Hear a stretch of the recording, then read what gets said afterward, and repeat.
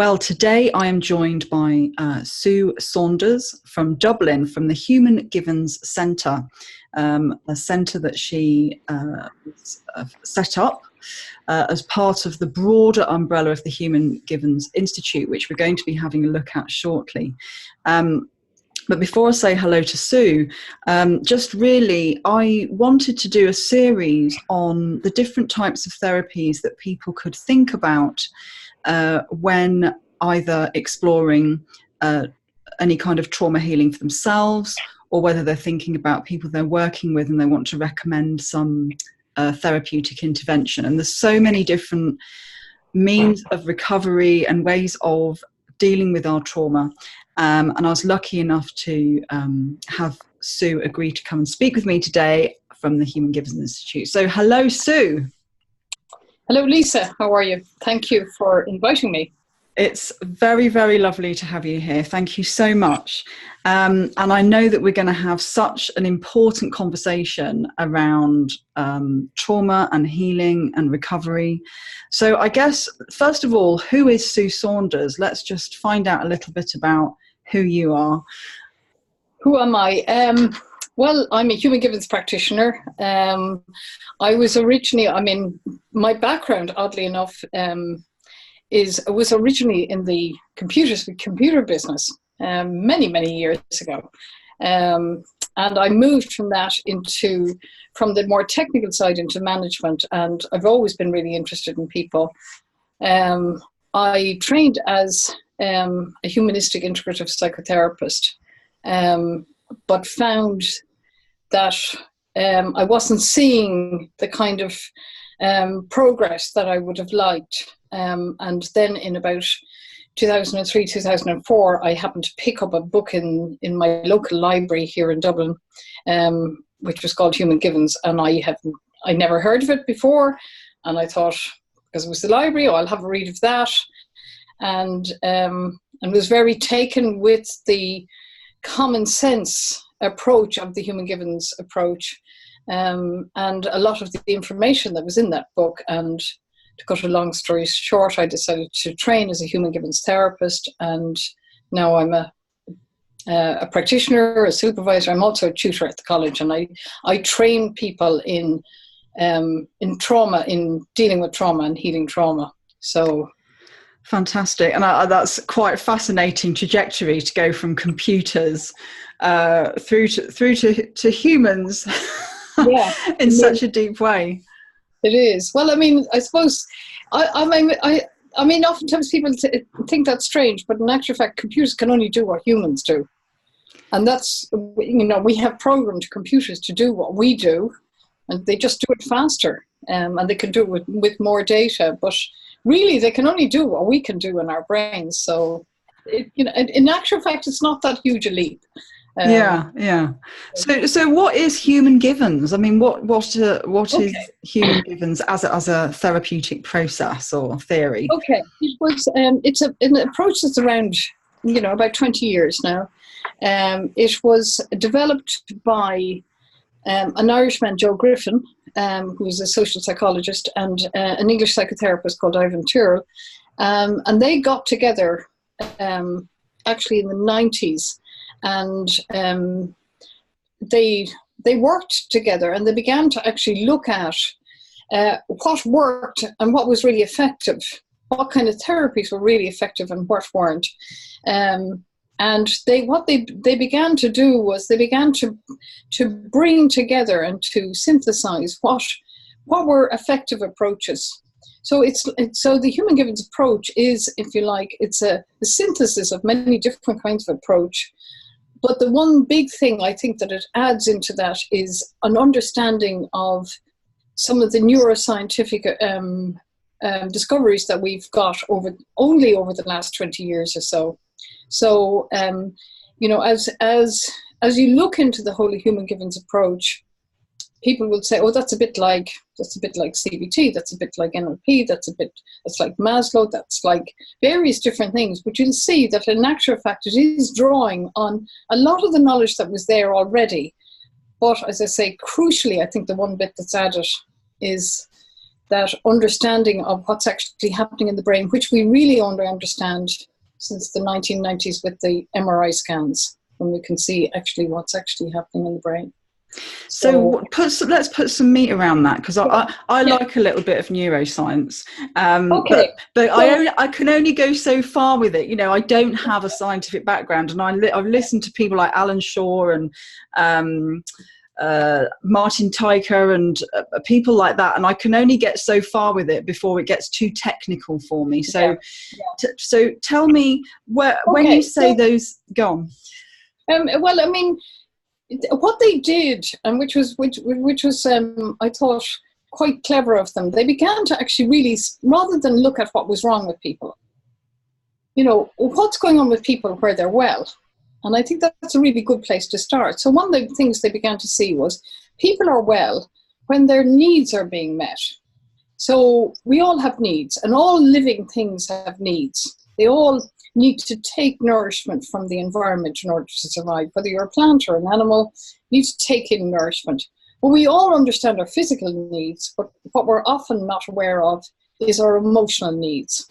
And over the last century, psychologists have become very aware that there are certain emotional or psychological needs that humans need, because I think what's important is that we're the way humans have survived is in tribes. We're like pack animals, if you like. We need each other.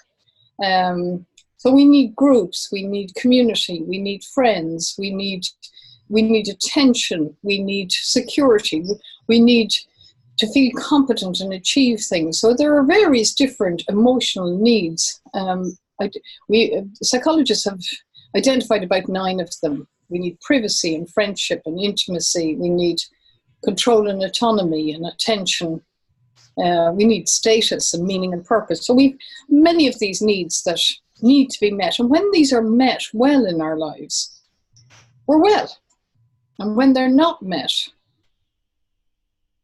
then when those needs are not met, people get anxious, people get depressed, people end up with addiction problems, with relationship problems, when those needs are not met. So when, you know, if you've got somebody, for instance, who is in a relationship and the relationship breaks down, or their spouse, you know, passes away or something, well, they're going to feel lonely. There's a loss. So their need for friendship, for intimacy, for attention are not being met. And obviously that's going to have an effect on the individual. So until those needs are met again, that person is going to feel unwell in a way. Like they're going to feel lonely, they're going to probably not sleep very well, they might feel a bit anxious.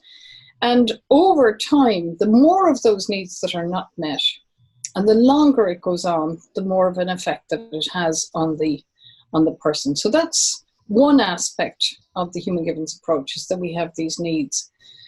The other side of it is that we have this big brain that will help us get our needs met. It's our brain that focuses our attention on what it is that we need. So if I'm really hungry, my brain will start focusing on where can I get some food. If I'm lonely, my brain is going to start focusing on where can I find a friend, or where can I find a relationship, or whatever. I'll begin to focus. So, so depending on how well our brain is operating and how well the environment can provide our needs will determine how well we are. And the really interesting thing, I think, is, and in my experience, this has absolutely been borne out in all the years I've been working as a Human Givens practitioner, there's really only 3 things that will stop us getting our needs met, which is really interesting. It makes it very simple. One is the environment.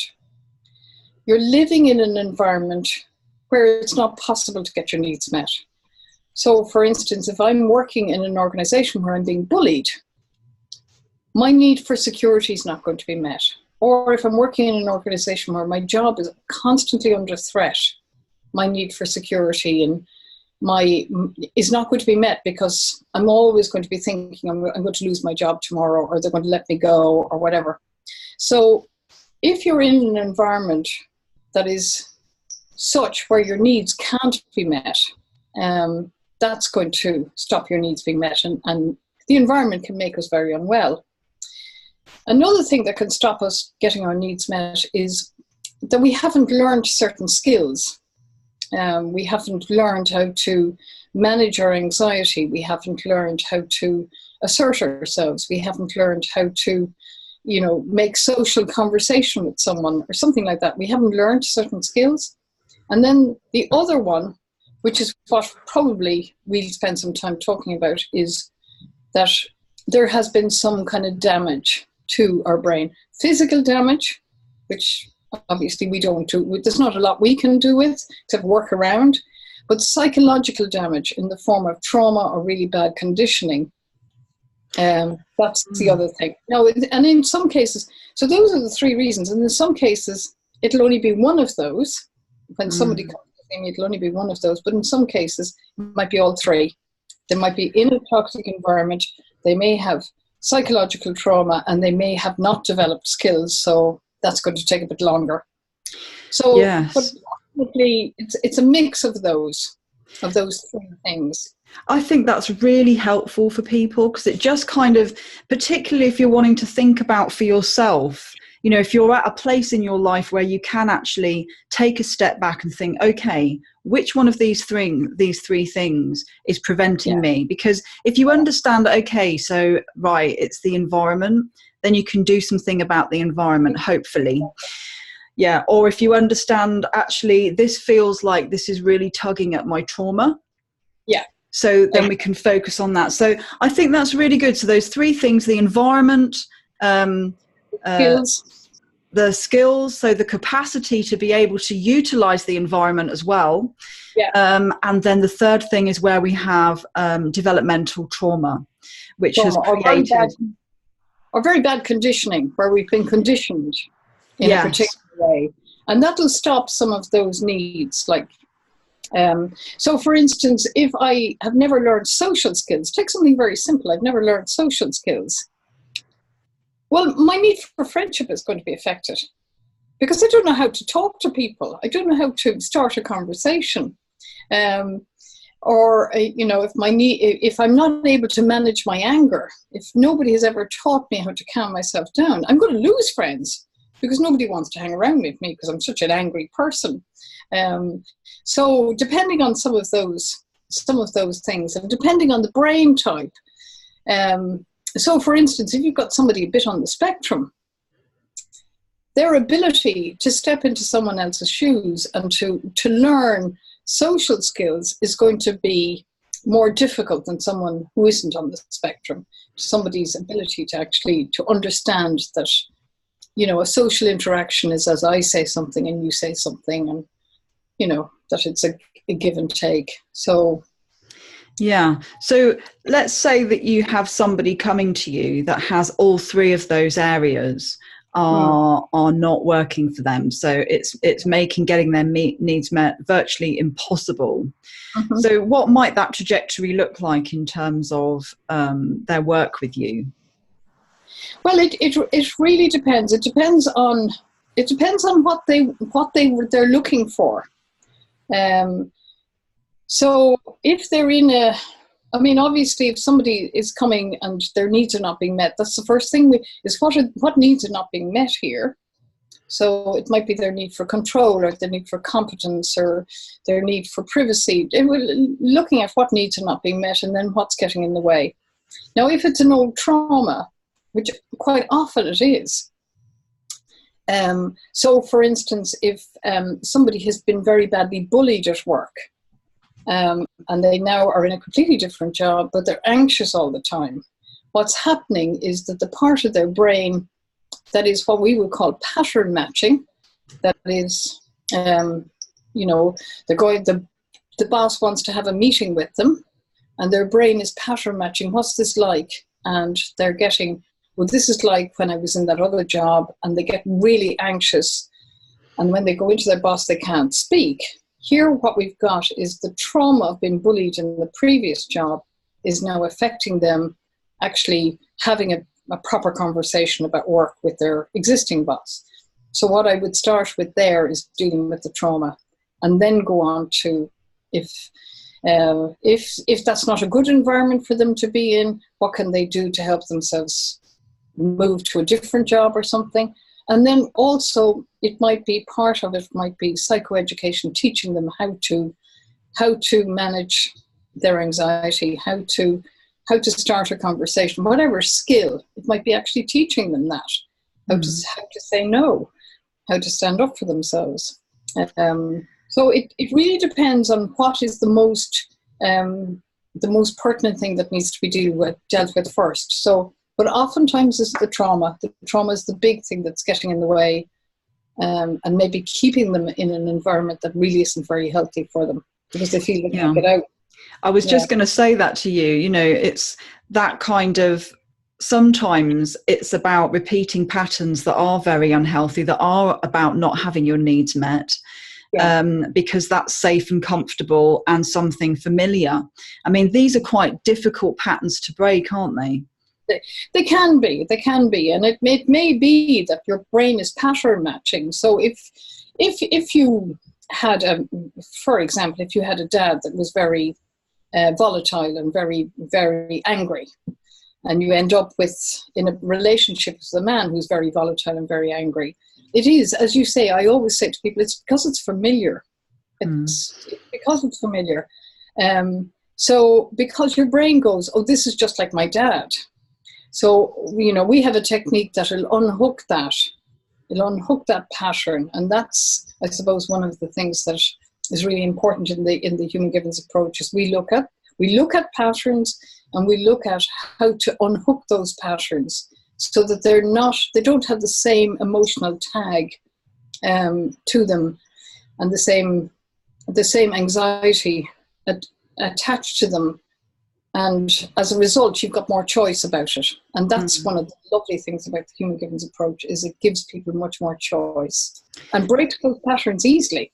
Yeah, actually. And there's a little bit of NLP going on in there, isn't there, in terms of, you know, breaking some of that thinking and reframing and all of those kind of things. But I think they're actually really crucial when you've got somebody who's experienced some developmental trauma, I think, to help reshape and reframe and challenge that way of thinking and that approach.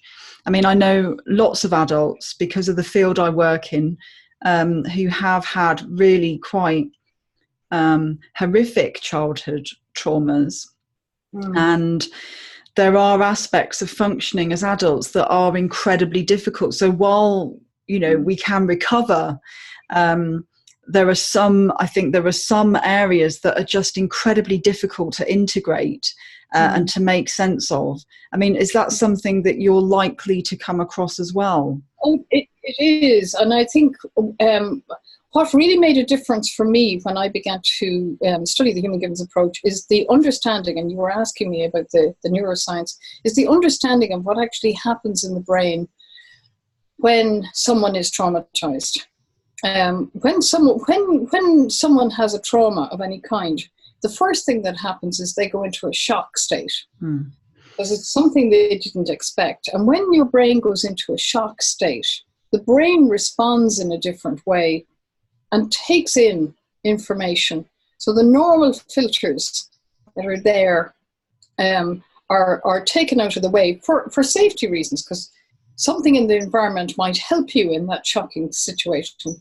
So what actually happens in that shock state situation is you go into a bit of a trance state, and whatever occurs during that shock state can get imprinted into your brain as a pattern. Okay, so, and that's what can be very difficult, is unhooking that pattern. So as I say, we use a technique called the rewind to unhook the emotion off that pattern, because when it's a traumatic memory, the difference between a traumatic memory and an ordinary memory you will remember and you won't necessarily become emotional in remembering it. A traumatic memory, once you begin to access that memory, there's an emotion tagged to it. So when you unhook the emotion off the memory, the individual then has much more choice. They're not going to pattern match to the emotion of that memory in any way, in anything like the same way. So they have a lot more choice. So, and that's one of the beauties about the Human Givens approach, is that technique of the rewind technique. There's lots of other techniques we use, but when it comes to trauma, this is an incredibly effective tool for really breaking the power of those old patterns on individuals, and they can really feel really released and unburdened of something that happened. And then as a result, they have, I mean, I think one of the really interesting things about the rewind technique is that oftentimes people afterwards say things like, they don't even realize that they're doing something different until afterwards. It's like, oh, I stood up to my boss and it was only afterwards I realized that I behaved differently. So there's no effort involved. They don't have to try and stand up. Yes. It's like that old pattern isn't running them anymore. So they find that they're freer to, maybe say what they need to say or whatever. I'm hearing a couple of things here. So I'm hearing that kind of Dan Segal's explicit memory. So it's interrupting that implicit memory, which holds on to all of the sensations of the experience of the trauma, but also the rewiring through that process that you're describing is creating those new pathways. And I think about that in terms of repetition. And I wonder, does that sit in there? Because in early recovery myself, in the early 90s, I got very, very into Louise Hay, who was massively into affirmations. And of course, probably without the knowledge that we have now, that what she was doing, part of that affirmation stuff is about rewiring and changing the way the brain thinks about stuff and interrupting old patterns of thinking. So she was way ahead of her time, really, Louise Hay. May she rest, wonderful woman. So I just wonder, is it around that kind of thinking, that kind of interruption?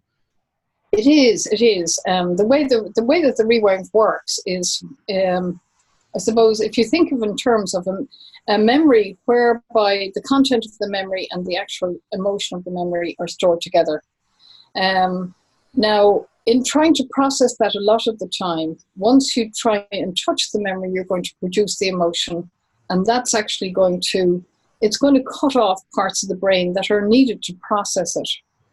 So there's a real catch-22 in trying to process this. You have to, what's really important is that the person remains really calm and keeps all the connections between the neocortex and the limbic system and the hippocampus. All those connections remain open in order to process it. So it's done through guided imagery. It's done in a very relaxed state. And it's through the rewind in a relaxed state that that memory is processed. And when I say processed, the emotion is unhooked from the actual content of the memory. So that's one aspect of it. I suppose I liken it a bit to, like, you take the bug out of the program. You can see my computer background coming into play. You take the bug out of the program. But what you need to do is put in appropriate code. You need to also put in the correct code. So the other part of the rewind is, which is a bit like what you're suggesting, is that we rehearse a new way. So in guided imagery, having rewound the traumatic event is also rehearsing how the person would like to be in that situation. And that's, generally speaking, the person would like to remain calm, remain steady, be able to speak, be able to manage their anxiety, whatever it is, or they want to sleep better, they want to be able to go on the bus again or in a car or whatever it is that caused. So we rehearse in their imagination, in visualization, rehearse them doing that. So in a way, what we're doing is we're laying down a new pattern that, yes, you can do this and you will be fine, and it'll, that you can go on a bus again or you can't, whatever it is.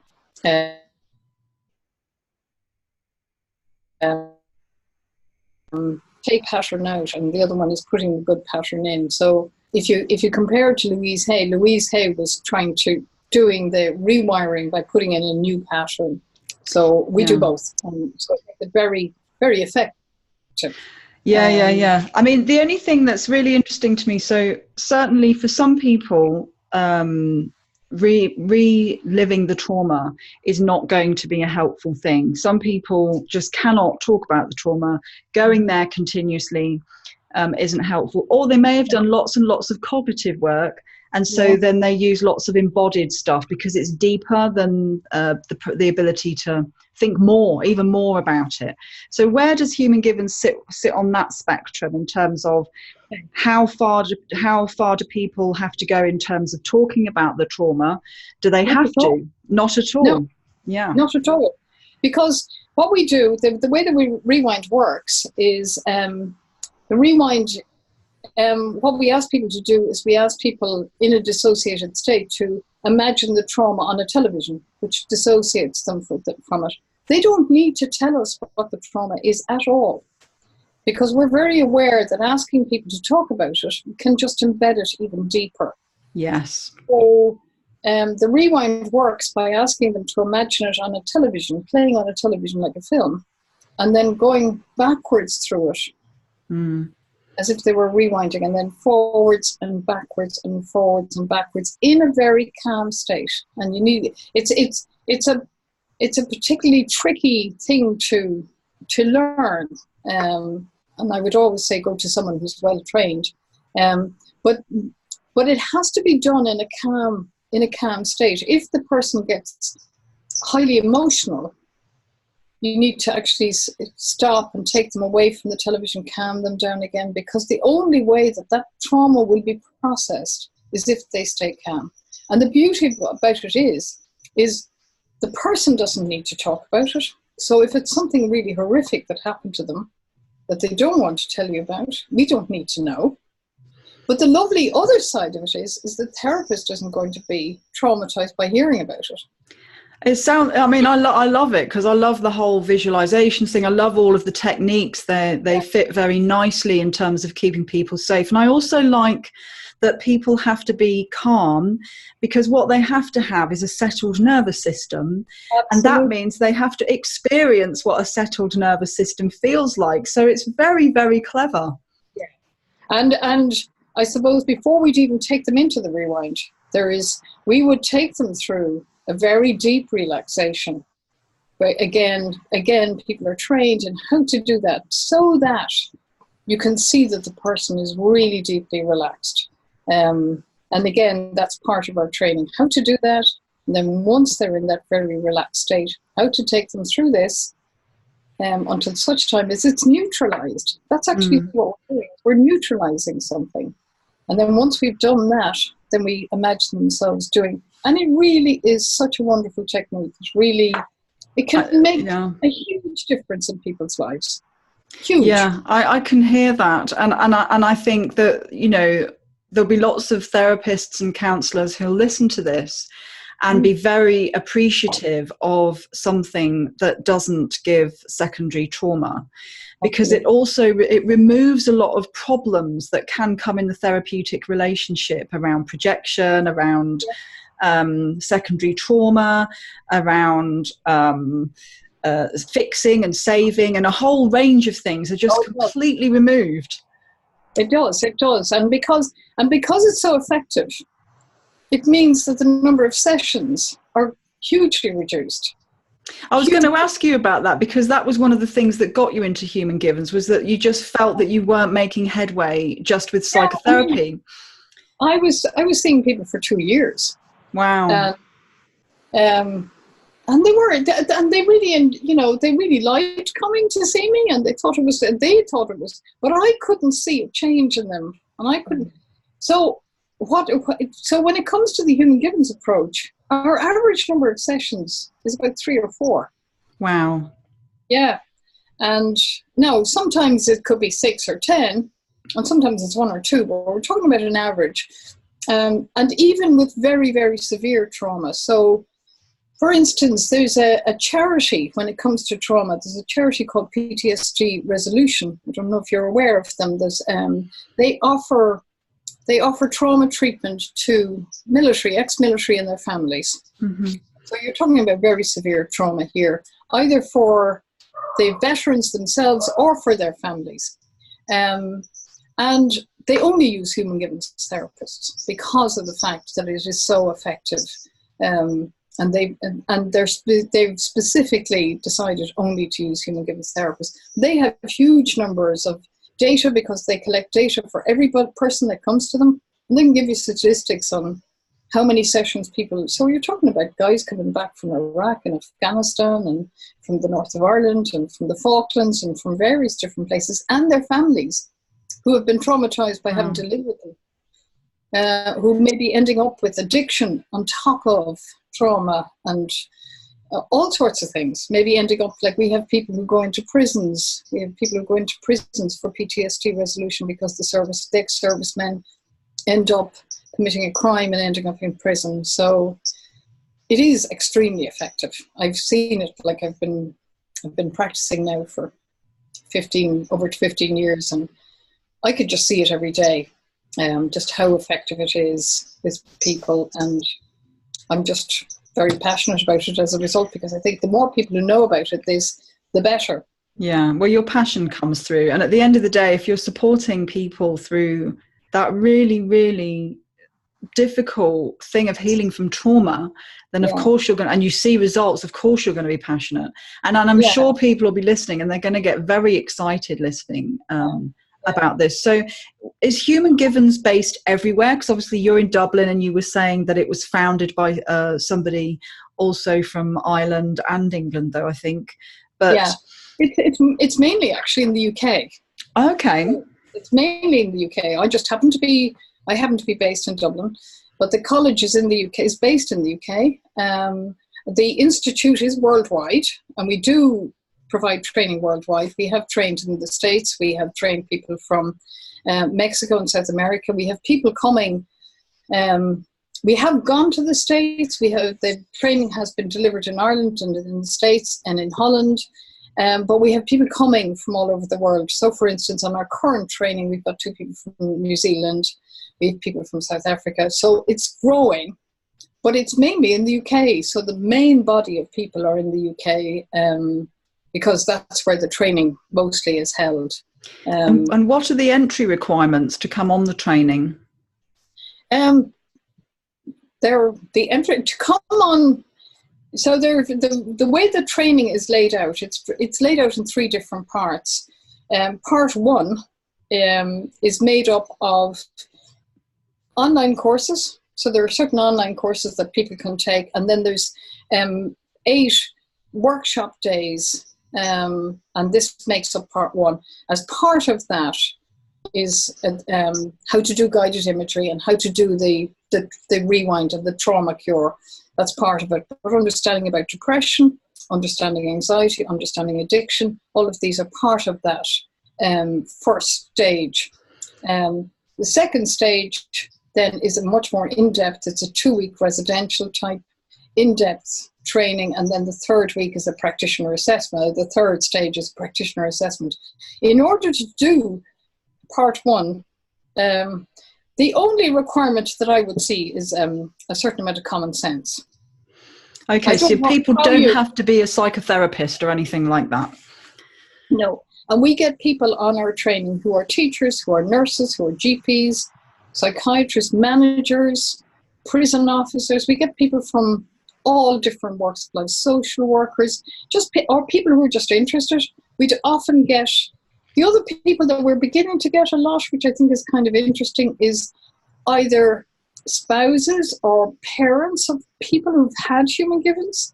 Okay. And interested in it and want to know more and can see the effect on their partner or on their child or something. So we get those. So we get all different kinds. You get people from the IT industry as well, although I was a psychotherapist at one point as well. So we get people who want to make a career change and who can who can, in reading our books or in reading about the Human Givens approach, it just makes so much logical sense. It's very down to earth.